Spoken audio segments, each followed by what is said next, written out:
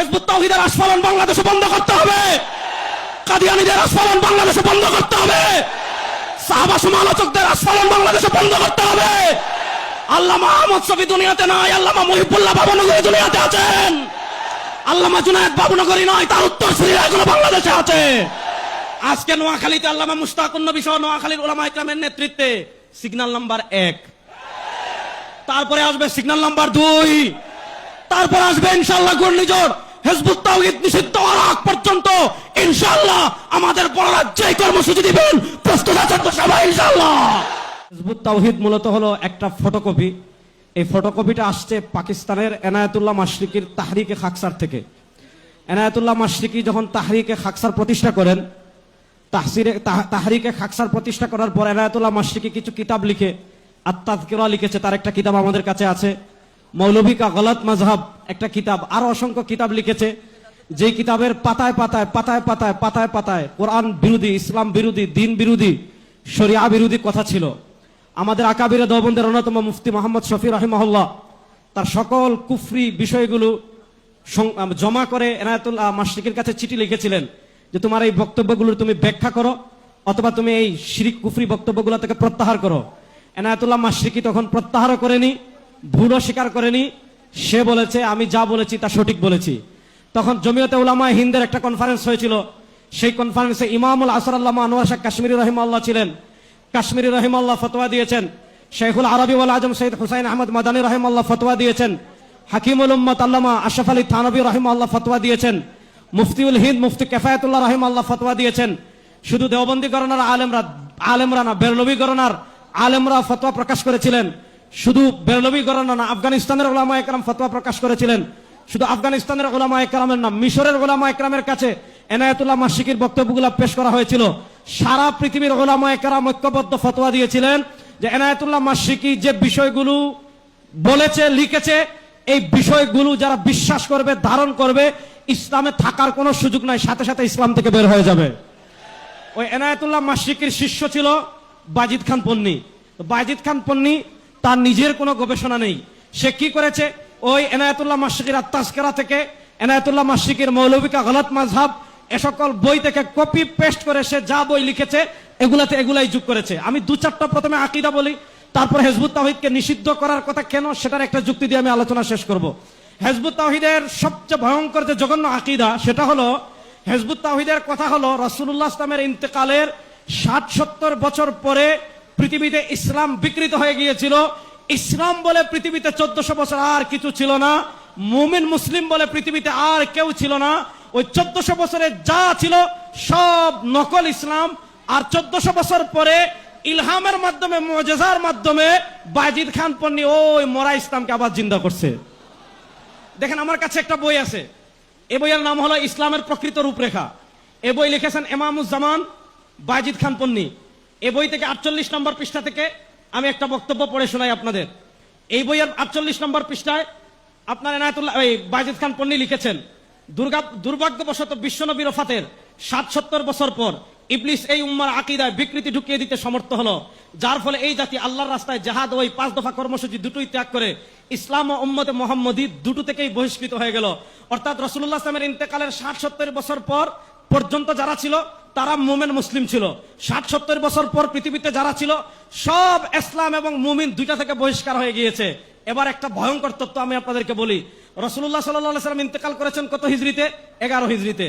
আর বাজিদ খান পন্নীর ভাষ্যমতে 60-70 বছর পর্যন্ত ইসলাম ছিল, ধরলাম 70 বছর, তাহলে 70 আর 11 81 বছর, অর্থাৎ 81 হিজরি পর্যন্ত ইসলাম ছিল। 81 হিজরির পরে ইসলামও ছিল না, মুমিনও ছিল না, মুসলিমও ছিল না। 81 হিজরির পরে যারা সব কাফের। এবার আসেন 81 হিজরি থেকে 110 হিজরি পর্যন্ত সর্বশেষ সাহাবী ইন্তেকাল করেছিলেন কত হিজরিতে? 110 হিজরিতে। হিজবুত তাওহীদের আকীদা হলো 80 হিজরি থেকে নিয়ে 110 হিজরি পর্যন্ত যে শত শত সাহাবী, আল্লাহর রাসূল সাল্লাল্লাহু আলাইহি ওয়াসাল্লামের সুহবত প্রাপ্ত যত সাহাবী, হিজবুত তাওহীদের আকীদা হলো 80 হিজরির আগের সাহাবীরা ঠিক ছিলেন, আর 80 হিজরির আকীদার পরে 80 হিজরি থেকে 110 হিজরি পর্যন্ত যত সাহাবী ছিলেন সব সাহাবী কাফের হয়ে গিয়েছিলেন। আমরা বলি সব সাহাবা ইকরামের ঈমান ঠিক ছিল। যারা বলবে সাহাবা ইকরাম কাফের হয়ে গিয়েছিলেন, আসলে তাদের জন্মে সমস্যা, অন্য কোনো সমস্যা না। আসলে তাদের জন্ম পরিচয় সমস্যা, সাহাবায়ে কেরামের কোনো সমস্যা নাই। যারা সাহাবায়ে কেরামের সমালোচনা করবে তাদের জন্মের সমস্যা, সাহাবাদের কোনো সমস্যা নাই। তাহলে হিজবুত তাওহীদের আকীদার অনুযায়ী শুনেন, এক নম্বর, সাহাবায়ে কেরাম ইসলাম থেকে বের হলেন, ইমাম আবু হানিফা ইসলাম থেকে বের হলেন, ইমাম শাফি ইসলাম থেকে বের হলেন, ইমাম বুখারী ইসলাম থেকে বের হলেন, ইমাম আহমদ ইবনে হাম্বল ইসলাম থেকে বের হলেন, 1400 বছরের সকল ইমামগণ ইসলাম থেকে বের হলেন। আমরা বলি না সাহাবা ইসলামের উপর, তাবে ইসলামের উপর, তবে তাবে ইসলামের উপর, ইমামগণ ইসলামের উপর, হিজবুত তাওহীদ ইসলাম থেকে বের হয়ে গিয়েছে। এবার পরের প্রশ্ন বুঝেন, তারা বলে সব ইসলাম থেকে বের হয়ে গেল। তাহলে প্রশ্ন হলো, সবাই যদি ইসলাম থেকে বের হয়ে যায়, তোমরা ইসলাম পাইলা কোথায়? এবার যখন প্রশ্ন করা হলো, সবাই যদি ইসলাম থেকে বের হয়ে যায়, তোমরা ইসলাম পেলেন কোথায়?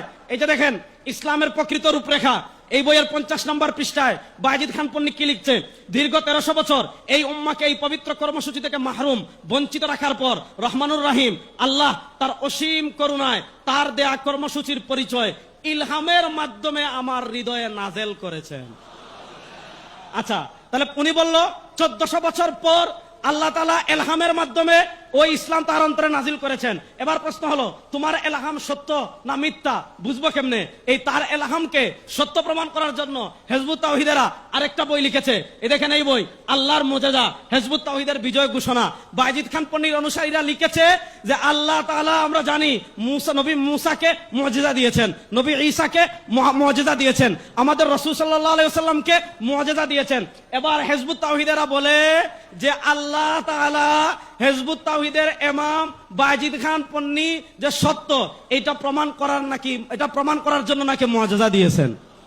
দেখেন, আমি এই বই থেকে তো লম্বা পড়তে পারবো না, সময় কম, শুধু একটু আমি আপনাদেরকে পড়ে শোনাই। এই যে দেখেন 9 নম্বর পৃষ্ঠায়, আল্লাহ রাসূল বিদায় নেওয়ার 1400 বছর পার হয়েছে। এই দীর্ঘ সময় তার প্রকৃত ইসলাম বিকৃত হতে হতে এখন আর বিকৃত কঙ্কালটি ছাড়া কিছুই অবশিষ্ট নেই।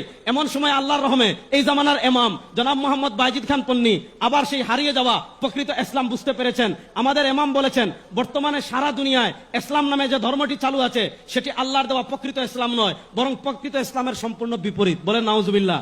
আচ্ছা, এখন তাদের ইসলাম যে সত্য লিখছে, তাই গত 2 ফেব্রুয়ারি 2008 তারিখে হিজবুত তাওহীদ তার ইমামকে সত্যায়ন করার জন্য আল্লাহ নিজে 10 মিনিট 9 সেকেন্ডের মধ্যে অন্তত 8টি মুজিজা সংগঠিত করলেন। আচ্ছা, এখন আপনি বলতে পারেন যে আল্লাহ তাআলা এমন 8টি মুজিজা কি সংগঠিত করলেন? 8টা তো আর মুজিজা আমি বলতে পারবো না, শুধু একটা মুজিজা পড়ে শোনাই।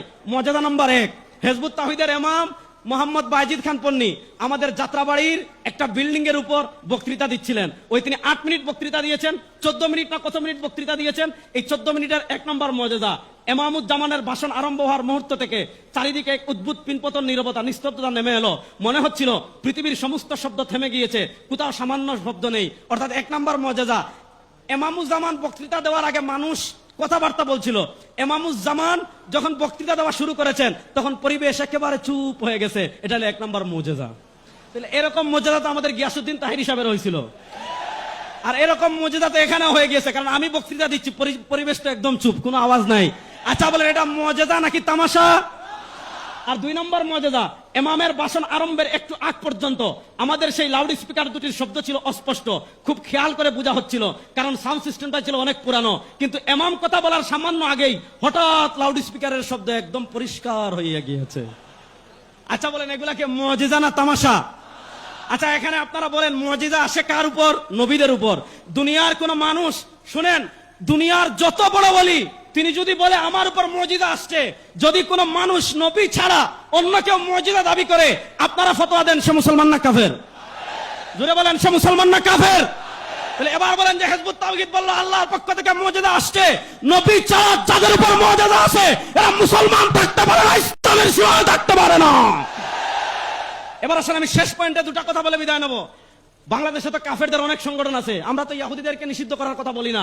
ইহুদিরা তাদের ধর্ম তাদের মতো পালন করবে, খ্রিস্টানরা তাদের ধর্ম তাদের মতো পালন করে। আমরা কাদিয়ানীদেরকে কাফের ঘোষণার কথা বলি, আর হিজবুত তাওহীদকে নিষিদ্ধ করার কথা বলি। হিজবুত তাওহীদকে নিষিদ্ধ করার কথা কেন বলি? কারণ হিজবুত তাওহীদ হলো জঙ্গি সংগঠন। আমি বাংলাদেশের মাননীয় প্রধানমন্ত্রী তারেক রহমান সাহেব আপনার দৃষ্টি আকর্ষণ করছি, হিজবুত তাওহীদের ফতোয়া অনুযায়ী আপনিও মুসলিম না। আমাদের মাননীয় স্বরাষ্ট্রমন্ত্রী আপনার দৃষ্টি আকর্ষণ করছি, হিজবুত তাওহীদের ফতোয়া অনুযায়ী আপনিও মুমিন না। আমাদের এমপি সাহেব এখানে বসে আছেন, কোথায় আসছিলেন আমি শুনেছিলাম। হিজবুত তাওহীদের ফতোয়া অনুযায়ী উনিও মুসলিম না, আমাদের নোয়াখালীর ডিসি তিনিও মুসলিম না। হিজবুত তাওহীদের ফতোয়া অনুযায়ী বাংলাদেশের আইন শৃঙ্খলা বাহিনীর কেউ মুসলিম না, সবাই কাফের। বলবেন হুজুর এটা কেন বললেন? এই যে দেখেন, এই বইয়ের নাম ইসলামের প্রকৃত সালা। ইসলামের প্রকৃত সালা, এই বই থেকে আমি একটা বক্তব্য পড়ে শোনাই। এই বইয়ের 16 নম্বর পৃষ্ঠায় বাজিদ খান পন্নী লিখেছে, মুমিনের সংজ্ঞা অর্থাৎ মুমিন হওয়ার জন্য শর্তের মধ্যেই আল্লাহ ইমানের সঙ্গে জিহাদ অন্তর্ভুক্ত করেছেন। কারণ দিন প্রতিষ্ঠার প্রক্রিয়ার নীতি হিসাবে তিনি জিহাদকে, কেতালকে, সশস্ত্র সংগ্রাম নির্ধারণ করে দিয়েছেন। জিহাদ ত্যাগ করলে মুমিনের সংজ্ঞার মধ্যেই থাকা যায় না, আর মুমিনের সংজ্ঞার মধ্যে না থাকলে অবশ্যই হয় মুশরিক কিংবা কাফের। অর্থাৎ বাজিদ খান পন্নী বলেছে, যারা জিহাদ করে না তারা কাফের, তারা মুমিনই না। এই বাজিদ খান পন্নীর ফতোয়া অনুযায়ী সবার আগে কাফের হইল ইমামুজ্জামান সেলিম। কারণ আপনারা বলেন সেলিম কোথাও জিহাদ করেছে? সেলিমের বউ কোথাও জিহাদ করেছে? হিজবুত তাওহীদের কোন সদস্য কোথাও জিহাদ করেছে? তাহলে প্রশ্ন হলো, যারা বলে জিহাদ না করলে কাফের, এই ফতোয়া অনুযায়ী আমাদের প্রধানমন্ত্রী কাফের, আমাদের স্বরাষ্ট্রমন্ত্রী কাফের। হিজবুত তাওহীদের ফতোয়া অনুযায়ী বাংলাদেশের প্রশাসনের সব লোক কাফের। প্রশ্ন হলো, জামায়াতুল আনসাব আপনি যদি জেএমবিকে নিষিদ্ধ করেন, হরকতকে নিষিদ্ধ করেন, জঙ্গি সংগঠনের নামে বিভিন্ন সংগঠনকে নিষিদ্ধ করেন, প্রশ্ন হলো হিজবুত তাওহীদের মতো উগ্রবাদী সংগঠনকে কেন নিষিদ্ধ করা হবে না? হিজবুত তাওহীদকে নিষিদ্ধ করতেই হবে। শোনেন মাননীয় প্রধানমন্ত্রী, 2024-এর জুলাই আগস্টের বিপ্লব হয় নাই হিজবুত তাওহীদের আস্ফালন দেখার জন্য। 2024-এর জুলাই আগস্টের বিপ্লবে আমরা সামনে ছিলাম। আজকে আমরা পরিষ্কার শুনেন, সমুদ্রে যখন ঝড় আসে সবার আগে আবহাওয়া অধিদপ্তর 1 নম্বর সিগন্যাল দেয়। তারপর যখন আরেকটু ঘনায় সিগন্যাল 2 নম্বর আসে, তারপর 3 নম্বর সিগন্যাল আসে, তারপরে 7 নম্বর সিগন্যাল আসে, তারপর আসে ঘূর্ণিঝড়। আমরা বাংলাদেশের সরকারকে বলবো, ট্রান্সজেন্ডার বিয়ের নামে তামাশা বাংলাদেশে বন্ধ করতে হবে। হিজবুত তাওহীদের আস্ফালন বাংলাদেশে বন্ধ করতে হবে। কাদিয়ানীদের আস্ফালন বাংলাদেশে বন্ধ করতে হবে। সাহাবা সমালোচকদের আস্ফালন বাংলাদেশে বন্ধ করতে হবে। আল্লামা আহমদ শফী দুনিয়াতে নাই, আল্লামা মহিবুল্লাহ বাবুনগরী দুনিয়াতে আছেন। আল্লামা জুনায়েদ বাবুনগরী নয়, তার উত্তরসূরিরা এখনো বাংলাদেশে আছে। আজকে নোয়াখালীতে আল্লামা মুশতাকুন নবী সহ নোয়াখালীর উলামা ইকরামের নেতৃত্বে সিগন্যাল নাম্বার 1, তারপরে আসবে সিগন্যাল নাম্বার 2, তারপর আসবে ইনশাআল্লাহ ঘূর্ণিঝড়। হিজবুত তাওহীদ নিষিদ্ধ হওয়ার আগ পর্যন্ত ইনশাআল্লাহ আমাদের বড়রা যে কর্মসূচি দিবেন প্রস্তুত আছেন তো সবাই ইনশাআল্লাহ? নারায়ে তাকবীর, নারায়ে তাকবীর। আসসালামু আলাইকুম ওয়া রাহমাতুল্লাহ।